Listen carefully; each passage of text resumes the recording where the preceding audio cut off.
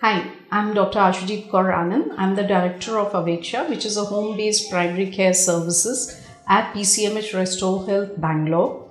My expertise is in palliative medicine and geriatric medicine. So we reach out to people at their home who are unable to avail services at a clinic or a hospital. There are a lot of things going around and people are getting panicky because there are a lot of messages being shared which says do this, do that, but it is just that you need to maintain your hygiene, that is, wash your hands regularly with soap and water, the most efficient one. If you do not have access to soap and water, please use a sanitizer to clean your hands before you touch your face or you even do any other work.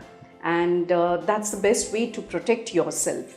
There is no need to wear masks for those who do not have any infection. Masks are to be worn by people who have a cough and cold or a fever where they think that they might infect others. So they need to wear the mask. And what do is best way is to self-isolate, that is, remain within your house. Do not go out so that you don't spread the infection to others, because this could also be just an influenza, but it spreads when you talk to a person or cough or sneeze.